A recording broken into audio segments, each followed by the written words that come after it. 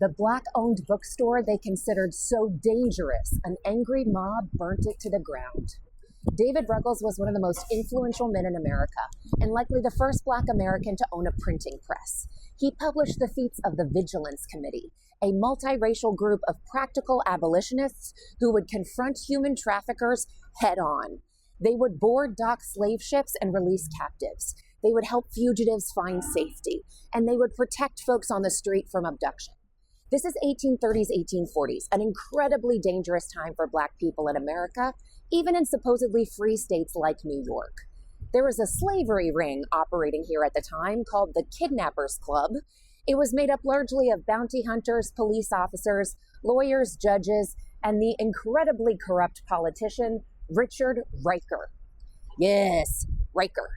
Now, this is before the infamous jail opened up on today's Rikers Island, but that island was once owned by and named for this Riker family. They would habitually kidnap Black folks off the streets in New York and traffic them into the slave trade down south. David Ruggles and the Vigilance Committee fought Richard Rikers and the Kidnappers Club on the street, in court, and in print. Ruggles would print names, which made him a lot of very powerful enemies, like those who burnt down his first bookstore. But he reopened in a different location, all while operating a very busy stop on the Underground Railroad. Ruggles is said to have assisted around 600 people to secure their freedom that way, including a young Frederick Douglass, who actually stayed with Ruggles for a week and married his wife on this site, 36 Lisbernard Street at Church, just south of Canal, where Ruggles' home once stood. It's a coffee shop now. The intense and stressful work, coupled with the amazing amounts of abuse that Ruggles took from his many, many enemies, no doubt led to the very early deterioration of his health. By the age of 30, Ruggles was essentially blind, and he suffered from severe intestinal issues for the remainder of his short life. Ruggles passed away of an infection in 1849 at only 39 years old.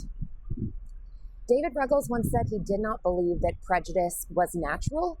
He believed that prejudice was taught. When I think about what I was taught as a student in Florida in the 1900s, I certainly was not taught about David Ruggles. I was not taught about when he ran a grocery store that sold only free produce. That way customers could be sure they were not supporting enslaved labor. I was not taught about the lending library that he circulated abolitionist pamphlets that were essentially unavailable anywhere else. I certainly wasn't taught about the Vigilance Committee that protected at least 1,000 people from being trafficked. But those stories are not lost.